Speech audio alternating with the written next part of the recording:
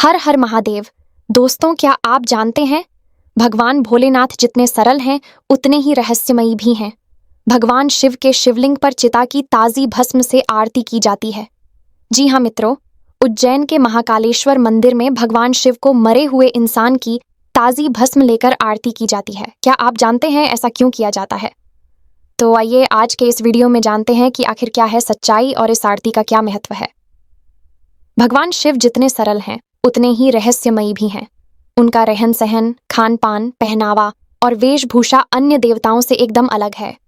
हिंदू शास्त्रों में जहां हर देवता के वस्त्रों और आभूषणों का वर्णन मिलता है, वहीं भगवान शिव केवल हिरण की खाल और भस्म को ही धारण करते हैं। इस बात का साक्षी है मध्य प्रदेश स्थित धार्मिक स्थल उज्जैन में बना भगवान शिव का महाकालेश्वर मंदिर। यहाँ भगवान शिव के कई स्वरूपों की पूजा की जाती है, मगर यहाँ शिव जी के अघोरी रूप को सबसे ज्यादा महत्व दिया जाता है। जिस तरह साधु और संतों के शरीर में भस्म लिपटी रहती है, उसी तरह यहाँ पर भगवान शिव के शिवलिंग पर चिता की ताजी भस्म से आरती की जाती है और इसी से उनका श्रृंगार भी होता है। चलिए जानते हैं कि इस आरती का रहस्य क्या है। भगवान शिव की भस्म आरती केवल उज्जैन के महाकालेश्वर मंदिर में होती है। ये आरती बेहद अलग ढंग से की जाती है। इस आरती को सुबह के वक्त 4 बजे किया जाता है।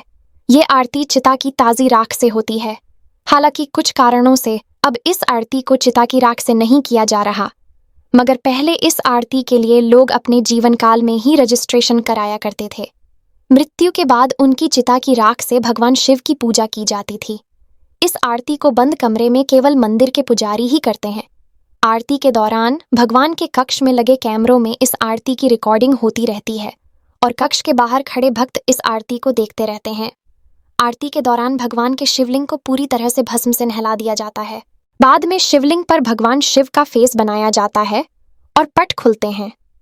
शिव पुराण में बताया गया है कि जब सती ने स्वयं को अग्नि में समर्पित कर दिया था, तो उनकी मृत्यु का संदेश मिलते ही भगवान शिव क्रोधित हो गए थे और अपना मानसिक संतुलन खो बैठे थे।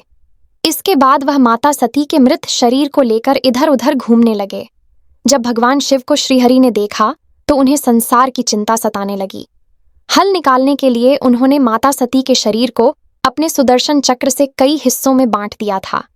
यह हिस्से देश के कई स्थानों पर गिरे और पिंड बन गए, मगर शिव जी के हाथों में केवल माता के शव की भस्म रह गई।